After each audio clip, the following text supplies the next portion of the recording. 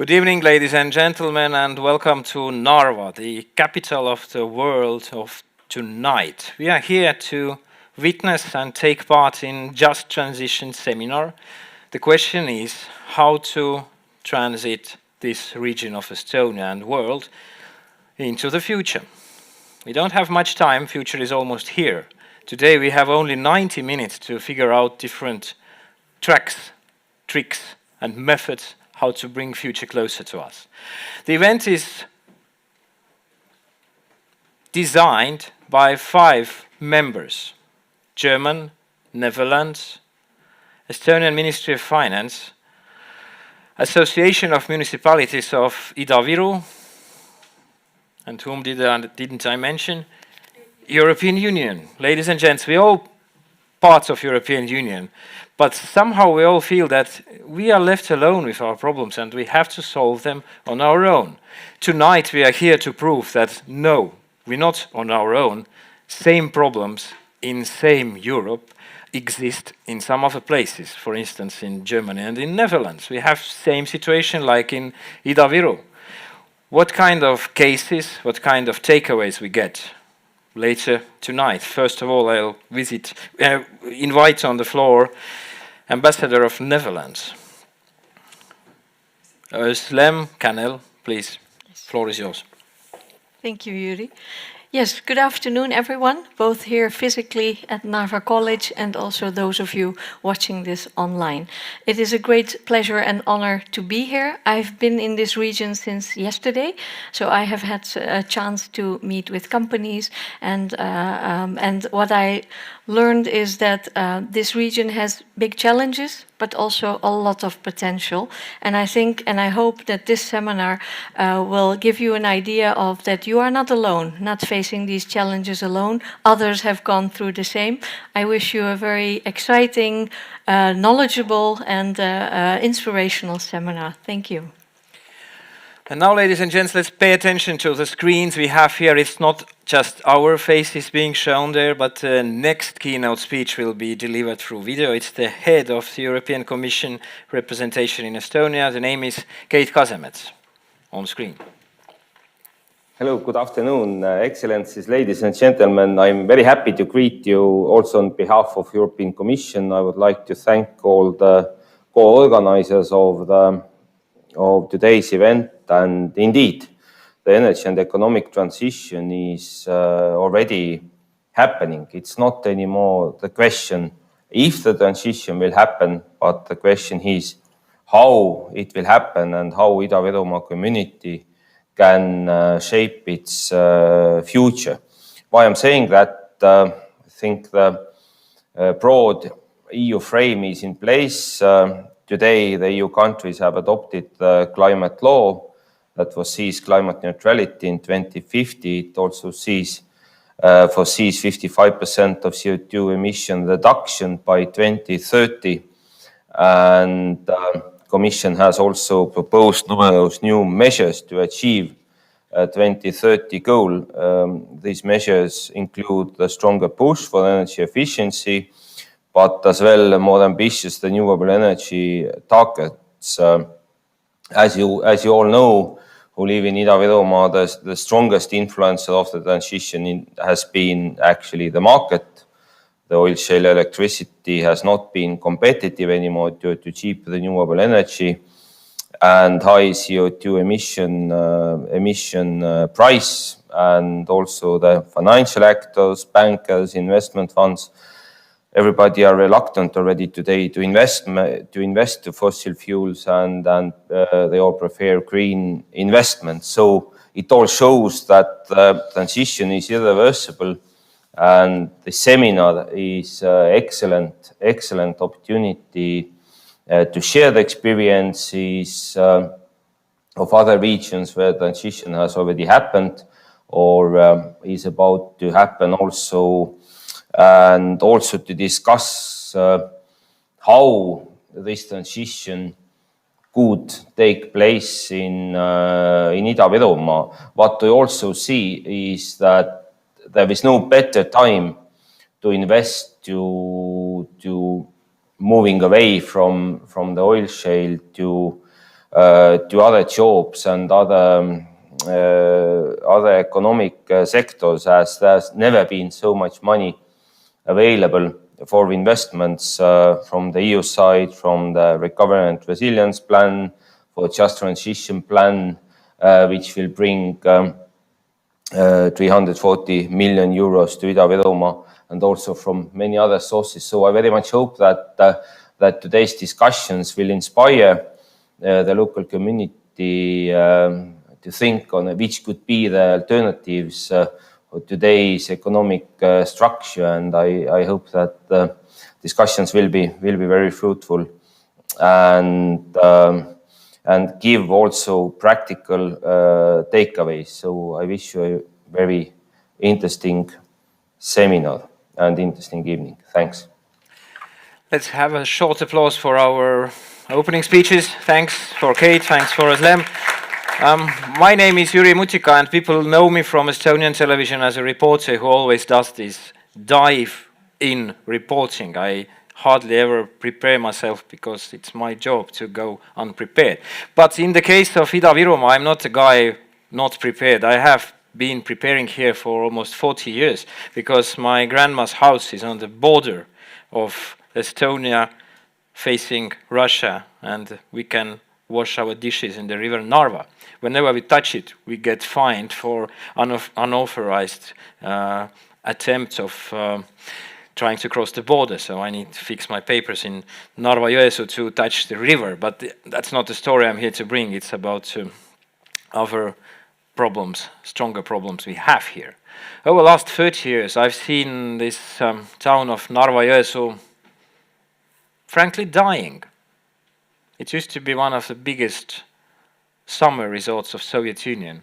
Everyone wanted to have at least 1 week in 𝐷𝐷𝐻. So my grandma's house was always packed with, they call them flat share people. Each summer, about 3 or 4 families from Moscow and St. Petersburg. But they all never returned after a certain period of time when we switched off from Soviet Union, became independent and ended up in European Union. I think it's not just a problem with our household, it's bigger case here. When we look into numbers and some laws which Kate already mentioned, European Union wants to exit fossil fuels by 2050. Us in Estonia, we like to make things faster. We are smaller, we can do things faster. So we decided that, okay, we exit oil shale by 2040. It's like tomorrow in the context where we are sitting here in Narva, and 5% of Estonian GDP is created from oil shale here. So there is a rush, there is a secret, probably some secret organizations already planning how to be prepared for disruption for this rush. How can we change the course of history? Maybe there is no climate change. Many questions we're not going to discuss today, but things we need to answer is how can we do this transition from fossil fuels to the future fuels so that it is just. It's not unjust like it has been here for like previous 50 years. Always states coming and saying what's good for us people living here. So that's my keynote here today. The next speech will be a short one by panelist Hardi Murula. He's head of development at the Association of Local Authorities of Ida-Viru County. Hardi, can we see your slide and some takeaways now? What's the challenge for your region here, for my region here? Good evening, everyone. I'm very honored to be here and on behalf of our county to host our partners from Germany and Holland. It's very nice that because when we're talking about climate change, then it means that it's a global challenge. But to avoid the climate collapse, we have to act locally. So most of the decisions and actions has to be taken in the precise regions like Ida-Viru, and also the impact or the negative impact about job loss and well-being of the people is also with precise regions. That's why we need that kind of cross-border cooperation among with our European partners, but also other partners around the globe, because otherwise, if we don't share the knowledge and best practices and maybe, if it's possible, to adopt them, then maybe the big challenge ain't going to be answered in better way. So as you can see from the slide that Estonian government has some concrete deadlines to oil shale exit. It means that by 2035 we should end the production of electricity from oil shale and to not use oil shale in energy anymore by year 2014. And maybe it's a pity that that kind of deadlines are, but in the same time we're seeing a couple of years already that the biggest problem in that transition is uncertainty. If you don't know exact, like example in the slide that ETS or the emission trading system is unpredictable. We don't know what is the price of the CO2 quote will be tomorrow and so on. So the transition should be very smooth and driven in that way that we have good plans and we actually will make them happen. And that's why we have some, we started to prepare that transition already almost 2 years ago, and right now we are dealing with very concrete measures to how we can support our economy and to avoid that transition collapse, as I would say. So to sum up, there are almost 15,000 people here linked to this oil shale industry, and it's 5% of Estonian GDP, and all the money we have is from just transition fund and some of the different structural funds, right? But it has to be fast, the transition itself. Actually, the Just Transition Fund is just to deal with the circumstances of that transition, because the most money of that green turn or Green Deal should come from other measures and from the private investors. We are not predicting that 340 million euros will be enough to do the transition. To do the transition. Yeah, so it's like seed money to incentivize the transition, right? Yes. Okay. Now, next one we have here on stage from Chancellery of Saxony-Anhalt, and it's Dr. Franziska Krüger from Germany. In your case, you have quite similar situation what we have here in Ida-Viru. We are trying to exit oil shale and we have really strict deadlines. In your case, it's coal and lignite, right? Right. And also post-Soviet, some kind of heritage of understanding how the Soviet economy was built on planning economy, and now we're trying to operate in the open market. Yeah. How did the fall of the Berlin Wall actually affect your region? Did it kill all the jobs? Yeah, of course. So, yeah, thanks for having me, first of all. Thanks for the invitation, and I have the chance to introduce our region with our challenges and also the potentials we have in our region. I arrived here in Estonia yesterday, and just from the first second and minute, I felt quite home, because it's very similar what we have here in Germany. So the challenges are pretty much the same. It's just that the basic resources are different. So as you said, we're stopping the power production based on lignite. So we have the coal industry in Saxony-Anhalt. Here you see the German map. So the darker green, that's Saxony-Anhalt. That's the state I'm from. And the little colorful map part, that's the region where we have the lignite. So there are two open mines that we have there. One mine is for the electricity production, the power production basically. The second mine is there, we use lignite also for wax production. Both of mines gonna end, so we're gonna run out the power plant in the year of 2034, so even a bit earlier. So we are really in a rush. In the coal industry in Saxony-Anhalt, we have about like 5,000 direct and indirect employees. So very similar number what we just heard of you. But we also have the very energy-intensive industry. So, like the central of Germany, Saxony-Anhalt is very famous for the chemical industry, and the chemical industry is just settled there because they have the safe energy and less cost-intensive energy. So the question here is also what's going to happen to the jobs in the mines? What's going to happen also to the jobs in the energy-intensive industries? So that's really what we deal with. How can they do the green turn? Now, when comparing the GDP of Estonia and Germany, laughter in the audience, right? It's so big. The country is so big. And in our case, oil shale creates 5% of GDP in Estonia. In your case, all of your state is 1.8% of GDP of Germany. So technically, you're still bigger. Yeah, but actually, like, our state is not the richest state of Germany. That's also something. So we are not very like powerful and strong. So like we are really dependent on those jobs, especially also like in the chemical industry. So there's, for instance, there's Total. They have they're running a plant there. If they have a general revision, our like state GDP falls by 5%. So you see like how much effect that has. So we really need to keep those industries alive. And it's not only that we now ask the question is how we're going to solve the energy problem. So the challenge there is also like what's going to be the future of a traditional chemical industry. So how can we transform not only the energy sector, but also like other industries that are very energy intensive? And what kind of employees do we need for that? What kind of skills do we need for that? Exactly the same situation as you have here. We suffered a huge, immense brain drain in the 1990s till today. So a lot of people left the region to find, like skilled people left the region to find jobs somewhere else.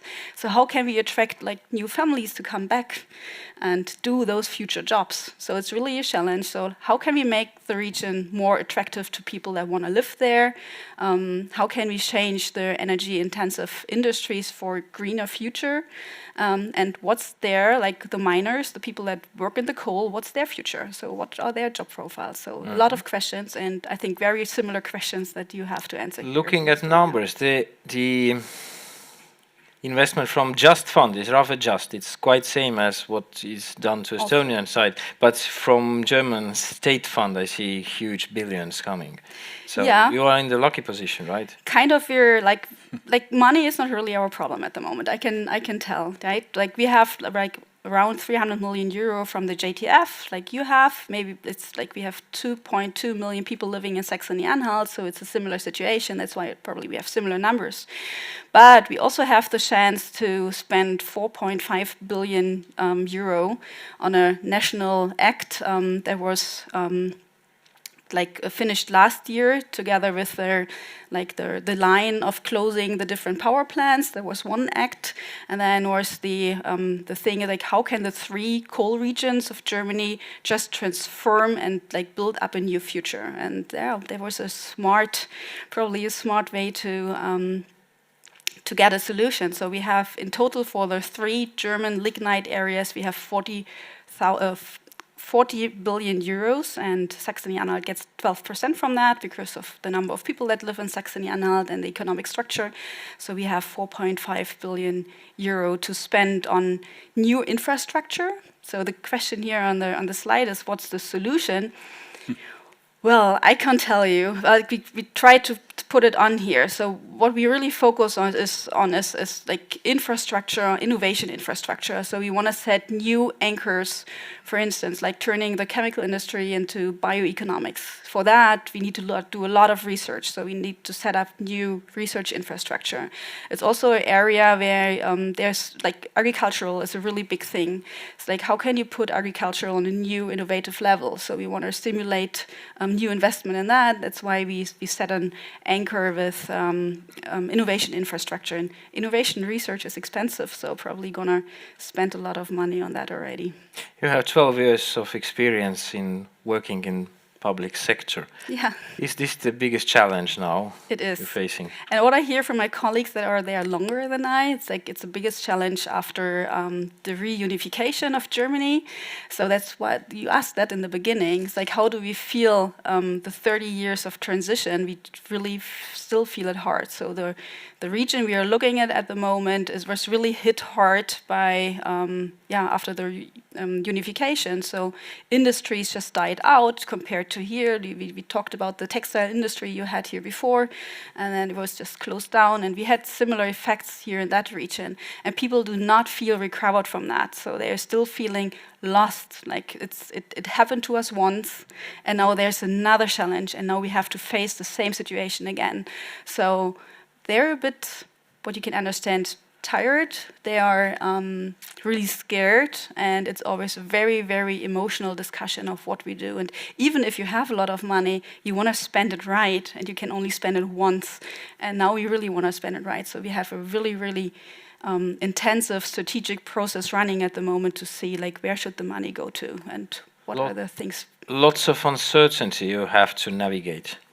Definitely. Now, next one on our panel tonight is another doctor, Dr. Volker de Jong from Netherlands. He's the managing partner of Global Gas Networks Initiative and founder of the Energy Delta Institute. Volker, in your case, there is less uncertainty. I learned from some researches about Groningen gas field that in 2025 you will have earthquake very likely each day. It all started in 2018 when big. Well, actually earlier in 2012. First of all, thank you for inviting me here. For me, it's a big honor. Also in the gas industry, I'm used to work a lot with Russia. So 𝐉𝐶𝐢 So it's for me as if I'm almost in the job I've done for several years working with Russia. But let's go back to Groningen. Groningen is a province. I think it's similar to it's here, like the situation here. There's a lot of poverty, there's a lot of employment, even though the biggest resource of the Netherlands was in this province. And now you talk about 3%. There were days in the Netherlands that we maybe got 30% of GDP coming from this province, but this industry is high-tech, so there's not much work in this industry. But of course it brought a lot of work, a lot of prosperity in the city, universities, etc., but it's not always directly like with mining in there. We thought that we could use this gas until somewhere 2030. And after the earthquakes, something happened which I think you can prepare for if climate change really goes faster.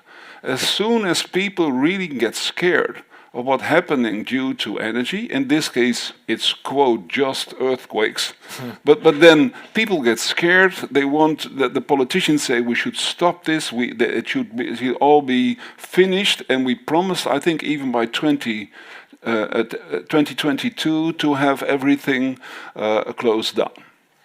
Well, you can see we have to balance between the safety of people and the climate, and on the other hand, security of supply and affordability. With current prices in gas and electricity, already there is rumor, oh, maybe we should just produce a little longer with this field. But we cannot wait in the province to see if we can produce a few years longer. We have to find another way in this new energy transition world. And for us, that means three things. First of all, you have the help to people who live there and who feel not safe in their house. That sounds easy, but after 10 years, still the government has a hard time really getting the promise there that the houses are restored according to the promises they made. Second, you need work, and you have to move. We were called Energy Valley, and of course that's broad enough, but gas was our game. We have to do something else, so we moved to Hydrogen Valley. And then doing that, of course, this whole tech game is nice for middle management, top management, industry, etc. But of course you have to take care of what's happening in this province. So we have to restore the houses, we have to create jobs there. So besides this big game of becoming a hydrogen valley, which is highly interesting and not easy at all, but we believe in this, there is this game of trying to create work in these areas where actually gas is gone and we need new prospects for them. New economy. New economy. And of course, sometimes you're lucky because we had to pay the people money because the prices of houses was very low, you can imagine. But with COVID and with extreme high prices in the Netherlands, suddenly everybody wants to live in remote places and not in the city anymore, everybody. But the prices went up and a lot of people are moving to this area. And then what we do is, first of all, the energy hub, we have what we call an economic board. So there's 100 million available for local initiatives, entrepreneurship, but not only entrepreneurship, cultural things, etc., to get new spirit in the region. So that is also very important.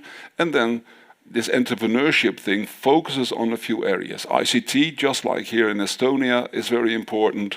This whole idea of biochemistry, because you have a chemistry complex in the area as well. So we focus on a few of these areas to get new spirit in this region. Almost all of the Netherlands is heated with local heating systems from this gas. Yeah. How are you gonna fix that thing? Yeah, so I think that is unbelievably underestimated. So and that's the whole energy transition. The size of this, understand that 40% of energy of the whole country runs on this. Industry, the greenhouses use it, the households use it. So if you are not capable of producing this amount of energy at the right time, you will have the same thing that we see right now. Oh, we cannot pay it, or we don't have security of supply. You have to draw back because you simply sacrifice your whole country if you close down your energy system. So when I think back to my grandma's house in 𝐉𝐴𝐺𝐻, we don't have so bad problems like you guys. We are in a good position here. So you see people, all panelists today actually facing same kind of problems. So it's not just us here in eastern parts of Estonia are really worried about the climate change. There are some other guys also working on the same case all over Europe. So going to this Just Transition Fund and what should be done or what could be done about ways how to go green from being brown, blue or black, depending on the color of the fossil fuel you're actually getting. How can we plan this? Is there anything we can plan? I understand there is lots of uncertainty, so we can place certain X in our Excel chart and say this is the amount of uncertainty we have while planning everything else. What else can we plan? Well, may I answer? Sure. Well, at least I think that's not a Groningen issue in our case, but a country issue. So what we did is, as a country, we made an energy agreement with industry, the people, all kind of other players, the NGOs, etc. And with that, we said we're going to do this. Then we divided the area in several areas in the Netherlands, and all of them have to give actually make it work. They have to show how much wind, how much solar, how much biomass are you willing to implement in your province at this moment in time. So this process has nothing to do with the regional struggle of Groningen. This is something that is organized on a country scale. The only thing for Groningen is, because you're a relatively cheap area, before you know, you end up with the most windmills, the most solar parks, etc. And that's not always a big advantage. How unified is Netherlands as a country fixing Groningen? Well, at least Groningen never believes it is unified. I think there was a really strong push from the government to do this. But as always, it turns out to be difficult to deliver. So I think that most people in the Netherlands feel ashamed that we should keep producing natural gas. I think that 70–80% of the Netherlands is agreeing with that. But they underestimate what it means if we cannot have security of supply, or like now, we cannot pay for the gas that comes from abroad. We have a problem. There is a question about gas from abroad in Slido. So everyone who is following us on Facebook or YouTube, the Slido hashtag JT2809 is the way to take part in our discussion here, and people in the audience can ask later through the microphone. One question from foreign guests, we will have it in the Q&A phase. But now planning in Germany, do you have to discuss it with all 12 different German states, or it's just you on your own deciding? Yeah, so there were different phases. So first of all, negotiating a federal act means to negotiate it with entire Germany. So we really had very, very hard time, very intensive time to find a compromise, like how much money should those regions get that have to transform now. So, but now, as everything is said and we have this federal act, we are dealing with the region itself. And they're just starting with the question, how to plan a just transition is the question of, can you really plan it? But there has to be kind of a plan. So what we do at the moment is we're running really an immense strategic process. And combined to the challenges we have in the region, we have this really great chance at the moment that everyone is really motivated to look at the region in its entirety. So we did not have that before. Normally you have certain kind of like financial offers, and then you look what fits in there, but we do it the other way around. We really look at the entire region in all different aspects, like from education to attractiveness of the region, culture, industrial needs, everything. And then we look, where are we at the moment, what are our strengths, where do we want to be 2040, and what do we have to do just to get there? So we do that, and we do that with around about like 300, 400 experts from the region. And it's in like a huge big discussions that we have at the moment, but it works. And we have a plan. Afterwards, we have a plan. When will you have it? You have quite short deadlines. By the end of this year, we're going to publish the first round. And I think as soon as published, we're going to just work and make it even better. Hardy, so it's a process. Yeah, I will ask Hardy now about planning here. First of all, before into the planning phase, for the locals, was it surprising that climate is changing and we need to exit oil shale? It feels like it is a surprise even now. No, actually, in Estonia and maybe others northern countries, the climate change is, don't feel it so much like the southern countries feel, but I think that it's not the issue about that climate change is human-driven and we have to act on that, but maybe always is need to be more explanation, but how we do it, and because when we started to plan now just transition plans, the first we decided that okay, if you want to do that, the transition will be a little bit more just. It has to be long term and driven by the concrete plan.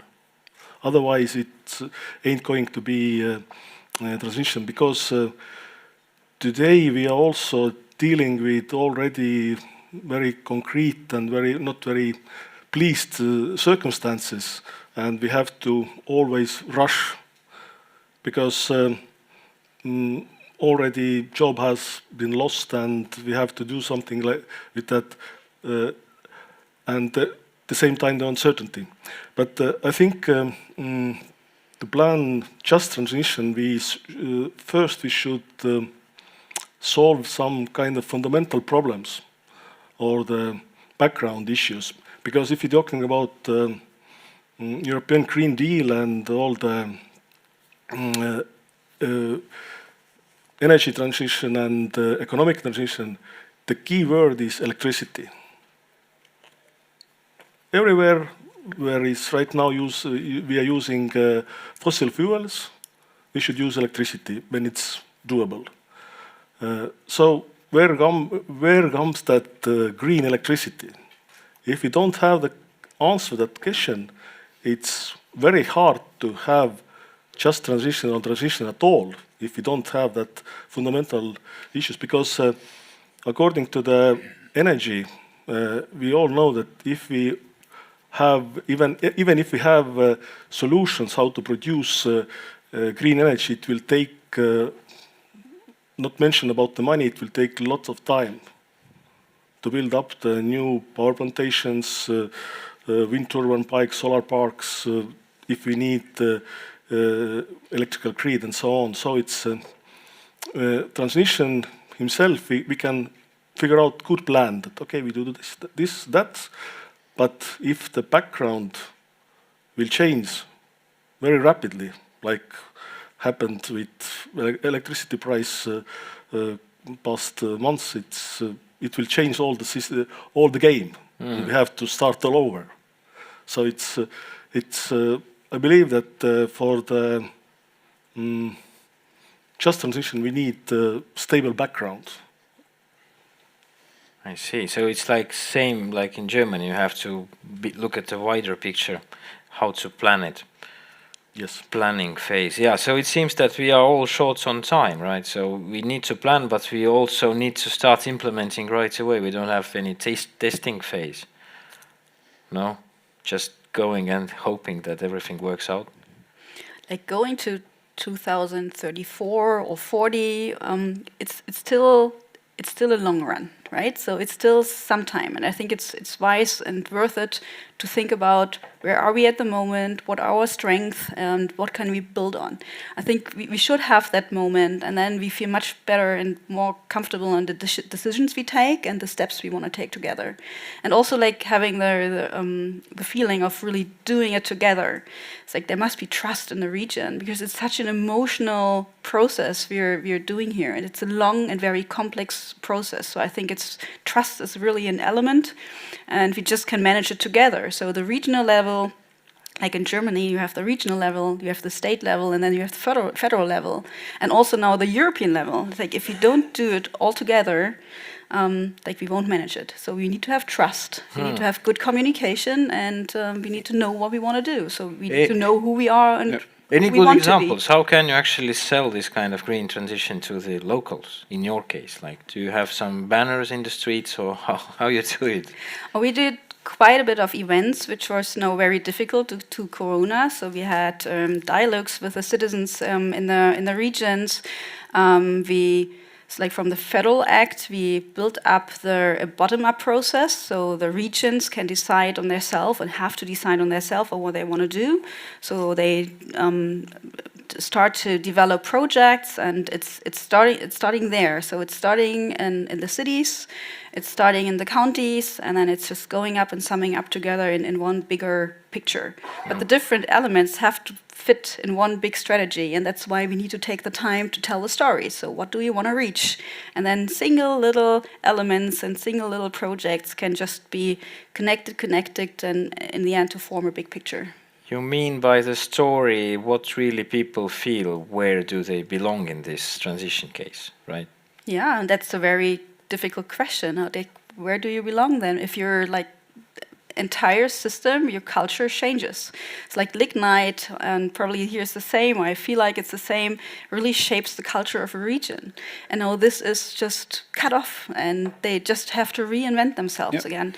So this can't happen from one day to another. It has to last, and it's gonna take time. And you only can I think you can just fix it with really good communication and knowing who you are and being self-confident on what you have, and just from there starting again and finding a new path. Hardy, I think in Estonia all the people really involved in the energy industry, they keep asking about this green transition, that yes guys, you can switch to green, but where will we get the electricity? Yes. Yeah, and that's why you're pointing us to it, right? So how, any cases here, is there any banner out in the streets of Narva really warning we will have to switch off by 2035, or it's too early? I don't think we are planning to switch off 2045, because that's another thing, that we are planning transition, and it can't happen like this, that okay, we shut down the old industry and then starting to build up new ones. It's just a parallel thing. We have to keep the existing to avoid collapse, and in the same time starting to build up the new one. Otherwise it doesn't work, because we have similar, like Germany, we had so-called first transition already in the 90s. Then after the European regulation, we had like a second transition because we have to adopt all the environmental regulation according to European Union. So we did it also. So this time it's like already third, and we have to do it right way, because we can't do that, okay, shut down the power plantation and then starting that maybe the sun will shine and wind will blow and the job will appear. No, it doesn't. So in Groningen, all the jobs it created were in the capital, right? The finance people calculating how much the gas prices are. Should we drill deeper or not? Yeah. Well, I think that what you say is exactly the mentality I know from the gas industry. We thought we are the ideal transition fuel. We help the people to move from the dirty coal, shale oil, etc., to the rest of the world. But as soon as something happens, and you know Fukushima, that knows everyone, they shut down immediately all nuclear plants. And if there's an earthquake a little bit heavier than we expected, we are immediately forced to move. And we thought we had many years because we were the transition fuel. And then suddenly you're not in control. That's what I mean. So and I don't even like this idea of 2030 or 2050, because this is an idea of politicians. Nobody knows how much time we have. It could be 2100, but it could also be that within 5 years, and we live below sea level. So if you talk about sea level rising, the Dutch, with some people 6-7 meters below sea level or even more, they know, oh boy, that's not something. The rain is coming from the other side. Both Germany and Holland had rain that we have never seen before. And of course you see that's an incident, etc. But we don't believe that anymore. Forest fires, etc. So if this happens, politicians will act much faster than we as industry should do. So always, if you can do it faster, you should try to get this in place, because I feel you will be forced at a certain moment. Any planning tricks from your side? How did you explain to people in Groningen that, okay, the hydrogen valley is the future, let's switch from gas to hydrogen? The big push is immediately safety, earthquakes. Then immediately every other thing is gone. And then the green movement thought, oh, this is a nice moment, now we have to push, because this is a moment where the motivation in the local community is very strong, not because they care about green movements, etc., but they need safety and they don't want gas anymore. So there's an excellent chance to move, and move quicker than you would do if we still would be producing until 2030. So you were lucky to have an earthquake. It was an sometimes, if we make it, yes. That's okay. Like with everything. If you have a disaster and you are capable of recovering, sometimes you come out stronger. But there's no guarantee in this game. But actually in the Netherlands, a nice example is also, but you can compare with that. We had the coal mines in the south. Before we got natural gas, coal was the most important fossil fuel we used. So, and we said with the gentleman's agreement, we're always as Dutch very proud of that. In that situation, we migrate from coal to gas and we take care of the region. We built one of the biggest companies in there that's called DSM, which by the means Dutch state mines. So they're still there. They started in bulk chemical, then they went to specialized thing. Now I think last year they moved to another thing. They're a worldwide renowned industry built on the ruins of a coal mine. So you can do it, but of course you need that little luck that you. So the migration there was easier, because gas is more easy to handle than the new green transition. We simply don't know how to store electricity for a long time. We have batteries, but in the Netherlands we use energy as household in the winter, not in the summer. So there's a lot of solar in the summer, but we need 10 times more energy just to prepare for winter, and there's no way to store it. The wind, you can do it, but will never be as stable as gas. So still no way to plan uncertainty, right? No, but that's why we need hydrogen. That's one of the storage capabilities we try to get. How easy is it to explain to ordinary people in the streets of What's the capital of Groningen? Groningen. Groningen. Yeah. We don't have much names, so that we all call it all the same. Okay. East So Groningen, how West you explain Groningen, them and that Central now it's Groningen. going to be Hydrogen Valley? You have to forget gas. Do they believe it? The people in the street. Yeah. Well, I think people in the Netherlands are very much aware of the threat of climate change and very much aware of the negative effects of the gas industry. Do they have a say how to design this valley of hydrogen? Sometimes, and well, I think hydrogen not, but I think we have a lot of what we called dialogue boards. That means when it started, the first thing we did is talk a lot, sometimes too much, because then you talk so much with the region and say, what are you doing? Is something happening? No, but this former minister will come and talk with you. Yeah, but of course there's a lot of impact from the region in there, and a lot of organization. I made some slides, they are not here, but you can see 40 organizations all involved in this process, and a lot of them involve unions, local communities, etc. Mm-hmm. So they have their active involvement in designing the transition, or they have a feeling that they are invited. Example, make it concrete. That's what Iris asked me. Mm-hmm. We have earthquakes. We have to repair the houses. We need offshore and onshore wind. And before you know it, we promise you, we talk about onshore wind and we discuss it with you and you can participate in that. In the same area where this gas was won, 250-meter high windmills were placed, 40 of them, and they have to pay the community because you hear whoop, whoop, whoop, whoop, when the wind is on a certain sound. So no, it's very difficult if you're in a hurry to talk with everybody and you take the risk that you believe everybody loves wind. Not in my backyard. So yes, that's difficult. So we spend a lot of money there, but most people are busy with their children, with their work, going on holiday, etc. They don't spend time in thinking about hydrogen and how big windmills are these days. But you need to involve them, otherwise they feel that it's like... But that's the way it works. Once the mill is there, and sometimes even the permission is given, then suddenly there are even death threats to the people who are involved. Because they feel that, again, they are a victim of the big industry. How about Saxony-Anhalt? Yeah, well, I would say, like, we live, luckily, in a democratic system. So basically, solutions are kind of a compromise all the time. So we need to involve as many people as possible, and we really want to reach everyone. But of course, there are people that doubt the entire process.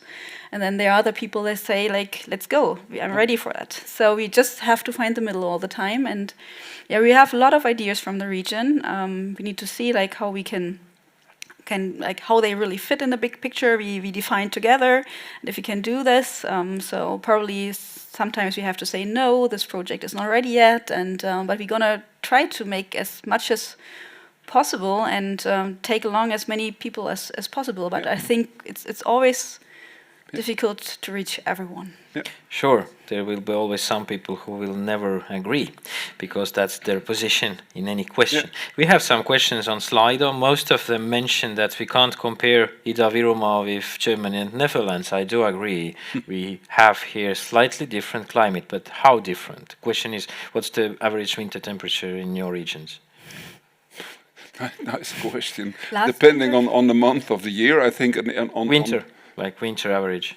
-6 or +6? Well, the coldest spell in the Netherlands could be -15 and -20. Actually, the gas industry always promised to keep the houses warm, even when we had a long and cold winter of -15, -20, something like that. And the hottest will be, these days we break all kind of records. We go up to closely 40 degrees.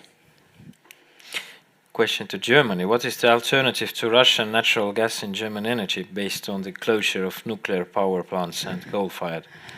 Green energy is the way. That's like political compromise that everyone goes for. So we're into into that way, but we can't answer the question now if that's really enough. And we need to, like, we're struggling with the same question: how you can store energy, how you can save it, like Nowadays hydrogen, all that. So I can't answer that yet. It's too early to answer, yeah? So when will German electricity system be connected from north to south? Very technical, grid question, probably. I can't even tell. Yeah. So Isn't it? I I think think there are we two. are countries, we are connected by, as the Netherlands, with Germany, with Norway, with Denmark, with even through Denmark to Sweden. From the north, a lot of wind energy goes to the south of Germany. So that I think the connections are there, but maybe there are some regions that are not connected, but the basic backlines are there. It's like Saxony-Anhalt is like 50% of the energy production is also already from renewables, and we just transfer it to the south of Germany. So there are lines, definitely, we're connected. Question from audience also: where should the push for transition come from? At which level should it appear? Is it people, or do people just need support programs and it's the states which will make the push? It's always both. It's dependent. So we need the ideas of the people, like who can do the projects in the region. So we need the people from the region. And then like we can just encourage and like open the way that the projects can be settled. So we can arrange the money and get all the work and paperwork done. On the research and development side, really interesting question. I'm quoting: we heard today that Germany will invest a lot in R&D during transition. How much is Netherlands planning to spend there, and how big impact you expect from research and development? Well, I think that they're planning billions, I think, to invest in this, in hydrogen, but also all kind of other things. So I think, and that's not only the government, but also industry. We are famous, of course, for our offshore industry. Companies like SBM Offshore, they produce floatable offshore wind things. You don't have to plant them. You can just put them before the coast, etc. So there's a lot of research done both by government and companies to do this. So we also have this institute called New Energy Coalition that's actually came after I started this Energy Delta Institute, became bigger. It's a cooperation where a lot of money is spent on this kind of research, but through the whole country. More about Groningen. It's proposing blue hydrogen. That's the term. Yeah. So, given the growing consensus that blue hydrogen is greenwashing, are you considering how to readapt to this or Well, one of the things I see, and that's of course in the Netherlands also a struggle, I don't believe, and the International Energy never believed, that you could even get close to reaching anything in 2050 if you don't use every measure that you can think of, maybe even nuclear, carbon capture and storage, because 2050 in our industry, every power plant was easily to understand 7 years it takes. You need a permit, you have to have all kind of prerequisites before you can start building. So 2050, very quick. In the audience, any questions? I can ask forever, that's my skill, but here, if someone has some comments or questions, now we can send the mic. Yes, no, maybe? Okay, there is one I would like to ask from Hardy. It's, of course, from Slido. People say that we can't compare Ida-Virumaa, quite difficult geopolitical situation. It's the border of European Union. Can you comment the difficulty of geopolitical situation here? Geopolitical situation, it's because if Germany and Netherlands had surrounding by European Union and the economical system can go over the borders, then situation we have right now with Russian Federation, it doesn't very boost that economical relationship. That's why we are border region, and it's another obstacle to make economical transformation, and it's a little bit closes down because we are like an edge of the world. Not the world, but Western world. There are sanctions from both sides, if you know. One is the West sanctioning Russian people at power And then there is Russian economy sanctioning everyone who used to benefit from making business with Russia. So it's both sides of sanctions, and it's felt here. Of course, it will affect both side economics, but what I have to, I want to stress that still, even with that pandemic situation, the people-to-people people will meet with other people, and there's still some movement in the border will go. So we are not like an edge and with walls, and we still open. No iron curtain yet. So being here on a daily basis, do people discuss this geopolitical case, or it's like parts of the life, you just get used to it? Actually, I have to mention that according to the planning of just transition, it was never the case that this is the. Of course, it's another obstacle we have to deal, but it's not the main case. Yeah, it's not a foreign policy board here. We're not discussing elections of president in Russia 2024. That could be the context for the geopolitical question. Now let's move to the second phase of our today's panel. Like we had a talk about planning, how to invite ordinary guy from the street who has his dirty gloves of coal mining and use him in planning his own future. Second phase, when we have set a plan and we have outsmarted the uncertainties, how to implement a plan.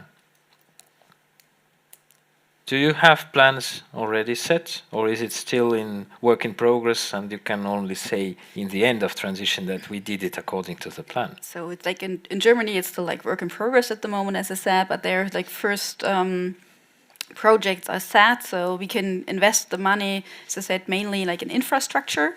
So infrastructure can be basically everything, like public infrastructure starts with IT infrastructure, streets, research infrastructure, kindergartens are infrastructure, touristic infrastructure, culture, so everything, basically. So everything that's like open to public and open then also to companies in the end and the workforce. So what we can do is just make the region more attractive for companies and the people that live there. And this is what we want to do. So like politics cannot really create new jobs on their own. It's like that's not our job. Either we just set up it's like services places there, and then you have this kind of public service jobs there in the region, but we want to have like industry jobs there, and that's why we need to make the region attractive for investors to come there, for the companies that are there, that they can grow from there, and then also like the aspect of startup culture and entrepreneurship to encourage this. So it's the three measures, make it more attractive for these three target groups: investors, existing companies, startups. 50-year-old coal mine worker will turn into a startupper, right? Probably not the 50-year-old, not maybe. I think you never know. Like, you should be open for everything. Why not, actually, then in the end? But like, it has to be like diverse. So there must be different options for everyone. So that's why we need to have the industry. We need to have the small and medium-sized companies that can grow from themselves, but and also like the new ones for the new generation. So it's always the three kind. It's not only black and white. As we experienced here after the collapse of Soviet Union, that former Soviet huge factories in territory of Estonia, they just dissolved into smaller service companies servicing each other. Not many of them really export capable. Will this happen, or will you just switch from one industry to another? So the workforce will just travel from factory A to factory B to keep working. Now, I think like a really good potential we have in our region is the existing other industry. We have that, like the chemical industry, like agriculture, nutrition. So there are other industrial options in that region, and we have to strengthen those. And I think so we can't really compare it to the situation in the 1990s anymore. So we just have now a different starting point nowadays. So you said society out there is quite tired of this constant transition. Yeah, sure. So we need to like we need to have a more attractive region that people really want to live there. It's like we lost so many people, and I think like it's only us there. Like we are left there, so we really have to do it, and like we can't afford being tired. We just have to face the challenge. To fix it. We have to fix it. It's only us So there. where will those new jobs come from? You expect the startup community to blow into global superpower? How? Well, we're like searching investors all over the globe. That's something Estonia does as well. So we try to we look what is our unique selling proposition. We talked about that quite a bit the other days already. So we are seeking for investors like everyone else is doing. And like if you have innovative atmosphere in the region, you can be good. We just gained this like really great investor from Finland, being into bioeconomics. So you use wood as a resource for green plastics in the end. So if you really have this kind of potential here in the region, we need to build on this and then attract others to be in the same mission as we are.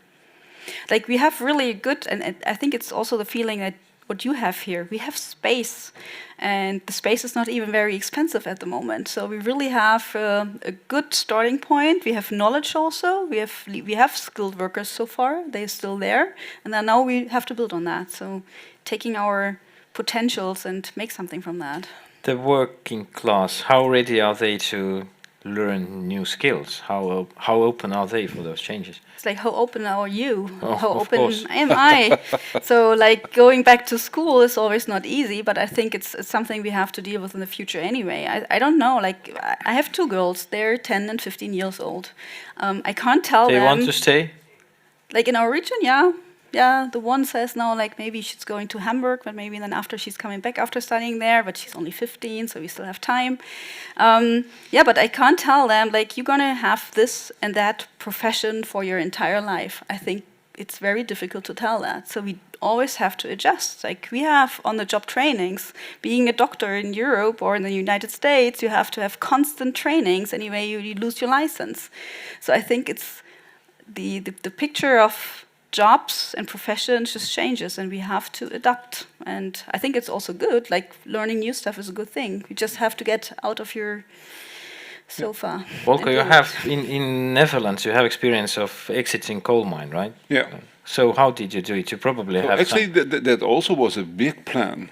So on the one hand, you start this chemical industry.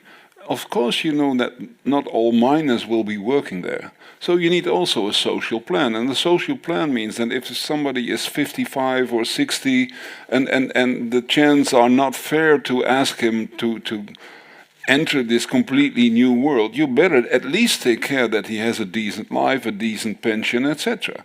If you don't do that, I think that would be a horrible mistake from a society point of view. But at least 80%, 70-80% can do it. Some can be an entrepreneur, some want to work again in this new industry, and then you can see after 10, 15 years that it starts growing again. And the only thing that helps is success.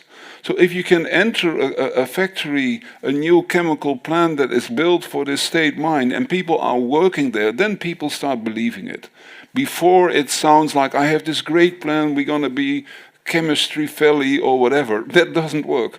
Only if something is there that you can touch and see, people start moving. How many years and how many steps in business pivots it took from coal mine to high-tech chemical industry? Well, actually what I said, this high-tech chemical was 20 years. So in the beginning you have to go for bulk chemical, and then suddenly you realize the big players like SABIC and some of the other big guys in the world are much better in that. So you sell that part of the factory to SABIC, which is now also in the same region available, and you move to the next part, a little bit more advanced chemical products, and then slowly by slowly you become a player, and you know you cannot outbeat people in the Netherlands by cheap loan or whatever. So you need knowledge. We have to have knowledge-driven industry, and otherwise we cannot compete with the rest of the world.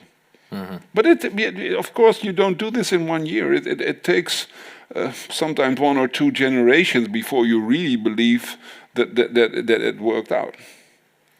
Hardy, here, what can we say to the 50-year-old guy working in the oil shale industry? Go back to school? What are the words we're going to tell them? It's one possibility, as you might know, that in the beginning of September in 𝐕𝐫𝐢, some of the biggest Estonian startups and opened a new school for the programmers, and some 50-year-old people went there. But yes, I believe that the transition from the oil shale industry can be more easier to another industry. And in our implementation phase also we are looking that in one hand we need very quick results. Job places very quickly needed. On the other hand, we will need also that long-term strategy to invest more to R&D and so on to keep it more sustainable. Who needs to do the investment? Will it be the states, or will it be the industry which already exists here, which is mostly tied to oil shale?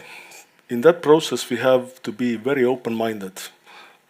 All those entrepreneurs are active here in region need to be supported for to expand their businesses and so on, and all the newcomers are welcome, either they're coming from Estonia, from abroad.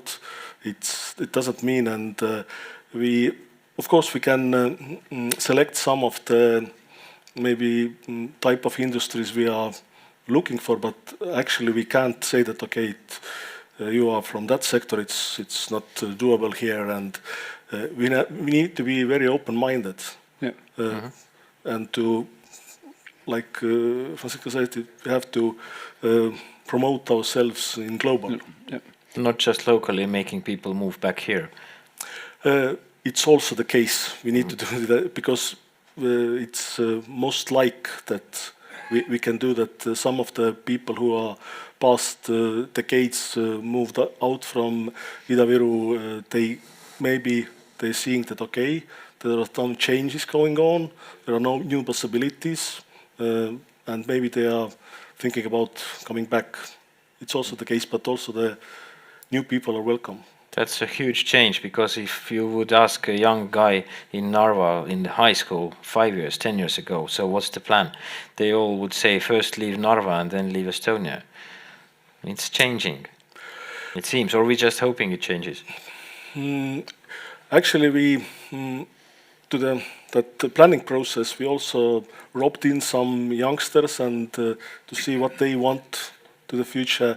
And of course they are that we want to be very international, go to some of the board, but also they pointed some certain things that if we offer them that kind of new and interesting jobs, they will stay here. And that's why we are planning to invest or support lots of higher education in the region. I see. So it's the bigger transition. It's not just transition of the oil shale people to some other parts of industry. It's the transition of the whole region, right? It is. Yes, it's very hard to do with that small amount of money, but we are trying. Yeah. Well, May I ask one? Of course, this whole idea of investing is something that I think in the EU and Germany there are a lot of examples. But also we are very much aware what is the phase of such an industry. In the beginning, as government, we help with feasibility studies and all kind of things. Then there is this phase of early startups, etc. And there is this dangerous point, what we call the death valley, that suddenly there's the question, who will invest in the next steps? And there, of course, that's very important, that at a certain moment also the business should step in, because the government cannot keep on investing, but I think it's nice at least to see these structures that have been created and see how you can use that. Because everybody struggles with it. The government cannot invest in hydrogen or whatever. So they can do some early research things, but then at a certain moment, some industry players should step in. And I think they have 7 or 8 phases, and they have what they call technical knowledge groups, TKI's in Dutch. And these 𝐇𝐚𝐫𝐢s, the research is done by a combination of research institutes, companies, and universities. And you see similar effects here. So, and these groups pick up these initiatives. So there's an offshore wind group, there's a biogas group, there's all kind of different clusters that try to play in this game. And sometimes not with enough money. Because if you grow bigger, you need a hell of a lot of money. Sometimes hydrogen is also, if you see the numbers, you talk about billions at a certain moment. And it can only happen if industry steps in. To switch to hydrogen, is it still a plan, or you already have some solid examples of Well, of switching? course, there are some initiatives now. If you're interested, I had some presentation with me that there are 10 of these plans. So one of the projects is in the harbor of Rotterdam. So there we know that the big industry cluster there, which produces 40% at least of the emission, should move to another source. And they cannot do it with electricity. They would love to, but they cannot. So they are looking for these hydrogen sources. Tata Steel is doing that. There are, I think, 10 of these industries that are really pushing hydrogen projects because they know they will be out of business. Mm-hmm. In Europe, at least. So there's survival run for them. Yeah, and I think it's too unfriendly. I always, in Groningen, I had a problem. I worked for Gasunie and Shell and Gazprom, etc. And they were almost, when you told this 10 years ago, it was fantastic. And after that, you become the enemy. Of course, these people know they are not crazy. They know you can't get away from this. So they need to move. There is no way out of here. Mm-hmm. But will Groningen become the place people want to move? Like when you look at it from this socio-economical part, like people would be moving back from Amsterdam. Yeah, what we have I think it's a little bit like this. We have a very huge university, 50,000 students in a city of 200,000 people. But most of them move from Groningen to elsewhere in the world. Mm-hmm. So the idea is, of course, you should keep a little bit more of these students in your own area. But it's not easy. But it's already a first step that you are, just like what you're doing here, become an important research center for certain topics. So we have energy, ICT, healthy aging, chemistry, and one other I forgot, but those 3 areas we try to concentrate. We have here world-class knowledge about oil shale. Of course. Really, the only science really but I don't exportable. feel you should throw that away. Just like the relation with Russia. And of course, I'm not here as a politician. I live there or work there for some times. I loved a lot of people. I love St. Petersburg. And of course, that has nothing to do with political problems in the Krim or whatever. So it's one of your selling points. You're the gate to St. Petersburg. And sooner or later that will change again and there will be a different reality. Mm. And shale is here as well, so you can use it. And we had sugar beets in the old days just for sugar. If you now go to the sugar industry, you talk about all kind of tiny chemical products that are in a sugar beet. I never knew it was there, but they make a lot of money because they use it in medical business and all kind of chemical industry. It is needed. So you have to know these are my resources, and sooner or later, with these resources, I should prepare for the new world. What's your estimate? How long will we keep blabbering here that we need to do the change, and someday something bad happens? Well, I will not say a dirty word here, I promise that. But normally planning goes like this. It's like an ordinary being. I promise somebody, my child, my wife, to do something. And I say, next week I will do it. But I forget about it until it's Friday, and I think, oh boy, I have to promise. So the pressure goes up as soon as you're close to the point where you have to deliver.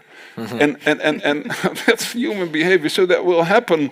And this is what, as soon as this pressure goes up, and that's the example of what happens in Groningen, we thought we had the transition fuels in our hand and we could keep on dreaming of big gas industry. No way, gone.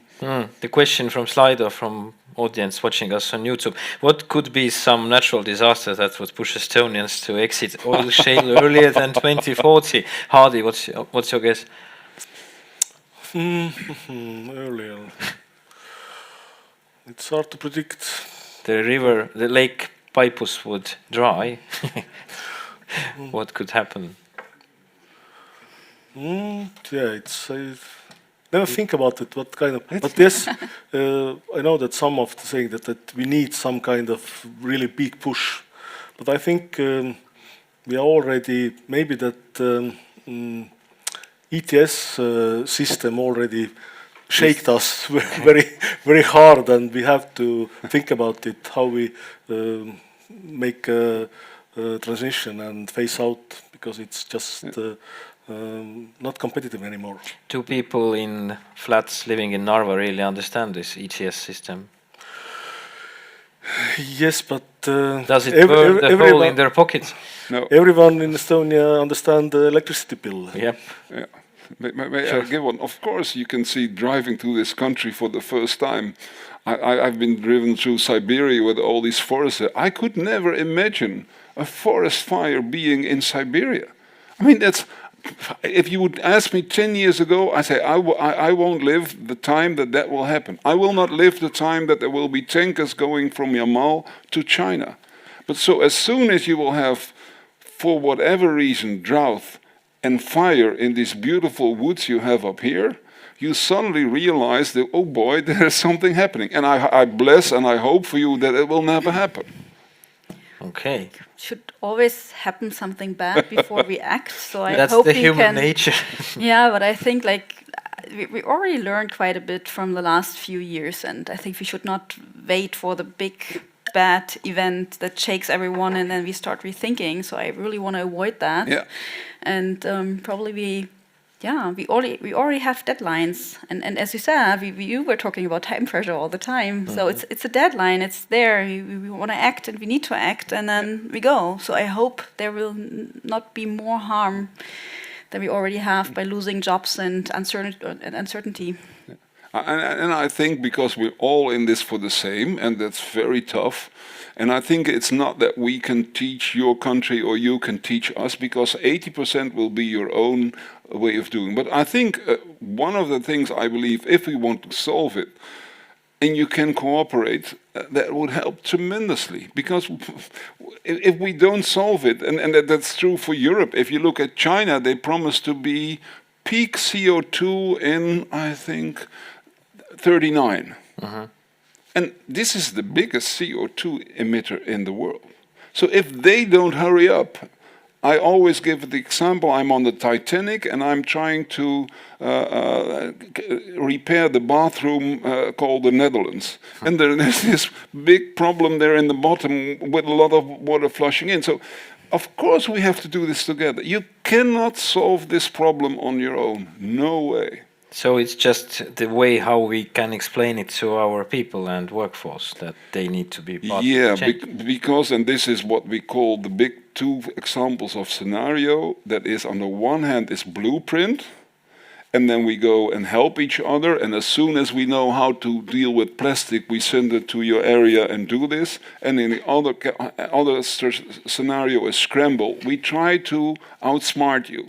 I go on the Titanic for this rubber boat, and I am already out there. I think I can survive on my own, and I think you keep on dreaming, that will not happen. So you have to, and that's so difficult. Even in our country, we say, yeah, we're going to do this, and then we make a lot of money. We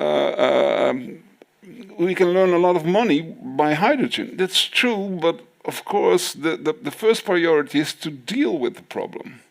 I have a theory that might be even worse. I think we will never be done with transition. Yeah. We're gonna always be in a certain kind of transition. It's just another topic. Like we just had a transition from non-digital to a digital world. Yeah. Now we have the climate point. So do we know what's going to happen? So what kind of technology is going to influence us next? So I think we're going to be in a constant change and a constant transition, and it's part of life. And that's why we are moving, and that's why we are getting more innovative, and that's why we are like societies that just go on and go on. Like that's the human part of us, I think. How about your part of the world? You said it's very similar to what you see here. Taking people along through this change, Who does the explaining? Like the story, you said. Who is the guy who tells the story? Is it politicians or is it owners of the factories which go bankrupt or what? No, like what I said before, we try to have like a bottom-up approach. So we tell the story together. It's like we sit down together in this process, and we reflect. Where are we at the moment? Where do we want to be next? So I think it can't be the master storyteller that like tells you where to go and what to do. I think those times are over. We just have to face the challenge together. Yeah.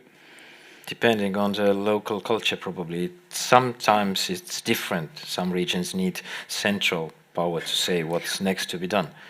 Isn't it so? Hardi, what's your experience here? I believe that maybe in the past we had that kind of thinking that, okay, we have some obstacles, but okay, someone from somewhere will come and solve those. But this time I believe, I hope it's not only my feeling, that I believe that, okay, we are actually thinking about it. Yes, it's our case. We have to deal with that. Otherwise, no one is going to make it happen. So I'm in that way I'm positive, because we are, even today we had our Just Transition platform meeting. We are actually, most of us thinking and talking about the same thing, that yes, it should be started, and we can't fail it. So it's very important. Now, listening to other panelists here, do you see that they have same problems and they seem to have same solutions? I think, as I said in my first words, that the challenge is global, but all the solutions are local. So it's ain't going to be the similar way to us with Germany or Netherlands. But yes, there are some maybe common characteristic and so on, but we can't adopt some other process to another region. Yeah. 2 years of COVID now behind us, lots of meditation at homes. Anything has already popped up what can be done here in this part of the world? By COVID, yes, but or are we still in the planning phase? We are still in the planning phase, but I think that maybe COVID pandemic helped us a little bit sit back and analyze things. And right now we are entering to the phase then when we can meet again and to cheer up each other. That, okay, guys, let's do it and let's start over it, because we have very short time. According to the climate change, according to the transition needs, and according even to the use that funds of Just Transition. So it's we have to cheer ourselves up and keep going. In 1970s, if you met someone in the streets of Narva, it were either textile expert, energy expert, or guy who couldn't speak anything, which means that he was working in 𝐕𝐴𝐺𝐻 making weapons. What are the skills of local workforce now? Actually, if you're talking about former blue collars, today's industrial workers are more also the ITC guys, because they have to have knowledge of some ITC already. So it's we believe that the digitalization is one part of the transition also. Without the digitalization, it ain't going to be sustainable economics. So it's they are in general IT guys and women. So they can't explain me the reason why the electricity price is so high. Because in 70s you could ask any energy guy what's the reason, they would explain. Yes, it's now it's more the market price. Okay. Yeah. Now it's global. Before it was local, and No, so but it's I think there basically was difficult to sorry. explain. Yeah, sorry. So one of the things, of course, there is that not being dependent of Russia and willing to be not dependent, and also giving other opportunities a chance in the energy, we open up the market. Actually, the long-term contracts for natural gas were a Dutch invention after the first oil crisis, and then we said, no, we don't want this anymore, so it was forbidden. But then you're immediately exposed to the risk that you have not seen as long as you had long-term contracts. And again, for some countries with gas and also here, maybe you shouldn't put the system immediately in such a highly competitive environment, because then you get lost. So maybe you should have a step back and have first structured this energy before you start competing on such a very volatile notice that suddenly the prices are minus and then the prices are plus. And a free market is fun. I always teach in all my business classes, as long as you're the richest one. But don't think it's fun if you don't have the money. So, in case everything on the side of uncertainty plays out wrong, what is the backup in your case, in Germany? In case everything goes wrong? Yes, in case all your decisions... Really like the worst case? Yeah.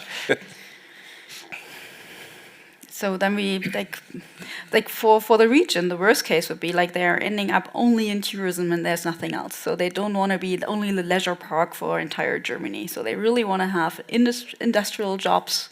They want to have an attractive region. And it's not only like the summer camp people that make people happy in their summer vacation. So tourism is fine. It's definitely a big topic there as well, but it must be a good mix. So we're definitely going to work hard that this is going to work out. You're doing your best to keep people in the industry. Yeah. And what's the industry? Chemistry? Yeah, like chemistry is one really big thing. It's like what I said, like agriculture also on a different level then also. Anything that deals with nutrition is a really, really big thing as well. And then, of course, it's tourism in that area. It's like we have a very nice wine area. So if you want to visit Saxony-Anhalt, come over, let me know. We're going to arrange like nice trips. It's a very like culturally rich area. So there's a lot of culture in there. You can see a lot. You can learn a lot in that area. So there are really a lot of potentials you can build on. So it's not only black and white. It's quite diverse already. So worst case scenario for Groningen, nitrogen catches fire and we have the huge hole. Actually, if you think about the scenarios, I never worried that after a period of unrest there will be another stable situation. The only thing that the Dutch worry about is that we have to prepare for these climate things. So I'm not afraid that there will not be work or whatever. And sometimes this region will profit from certain things and then it will go down again. That will happen. But we prepare higher dikes. We have to prepare that the rivers who were almost flooding with the last things should be higher. So you see that we start adapting. And the only thing, if you talk about water 2, 3, 4 meters higher, then we will have a tough time. You need as a swimming instructor, you have great jobs or floating houses or whatever. So you have to be very creative. But we are aware that then you're in big trouble.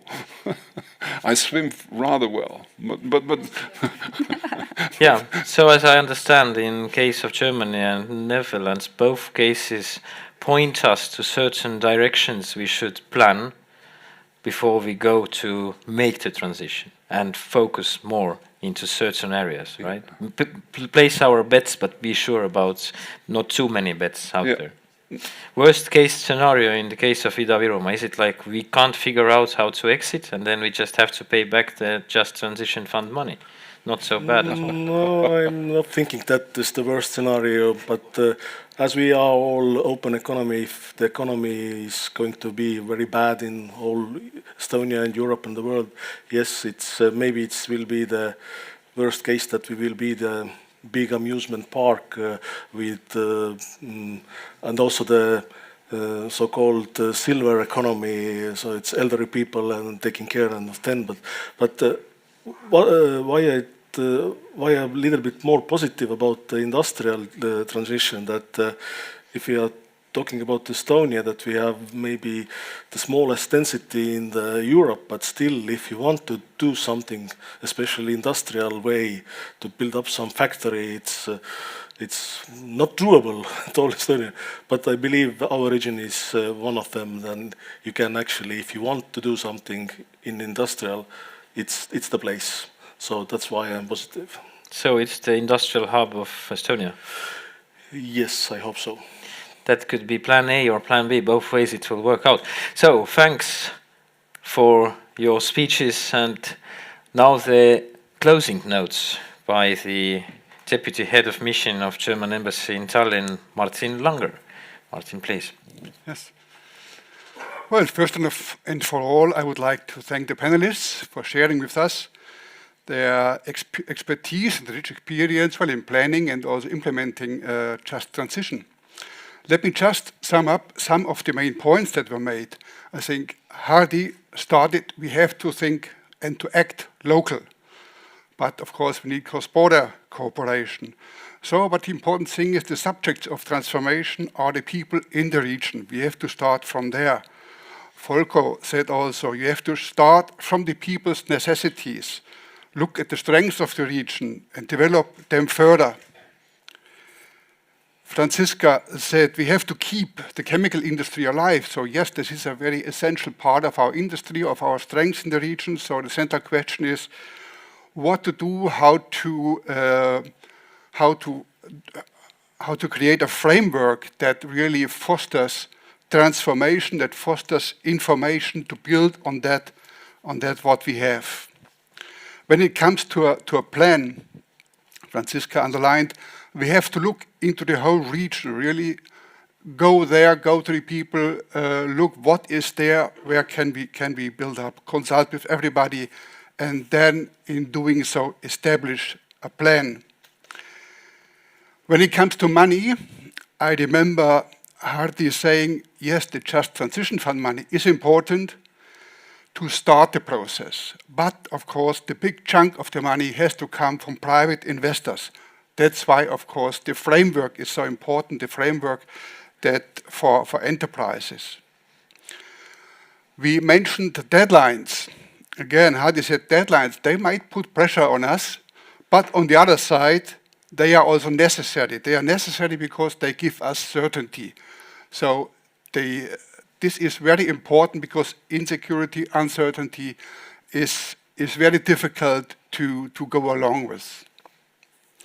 When it comes to the process, Franziska underlined, yes, we have to take step by step, put piece to piece together, and be self-confident. This is, again, relies to our strengths from where we come, what we know that we can do correctly. And of course, always during the process, communicate with the people, communicate where you are, where you stand, what are the next steps, what have you reached, what could be the alternatives if something went wrong. Volko said, so maybe we have to adapt our plans on the way, so don't stick to your plan, be flexible, think in alternatives, and if there are opportunities to move quicker, do so. Grab the chance and adapt quicker, but talk and communicate, as you mentioned, these dialogue boards. Well, of course, there always can arise some problems. Volko mentioned, yes, the problem is that often people at the beginning, they don't realize what's going on. It's very difficult to communicate to them the challenges, so they are occupied in holidays, in family, and so on. And of course, critics come up late. That's a problem. And then, of course, we have the common phenomenon, not in my backyard, be it windmills, be it power lines, whatever.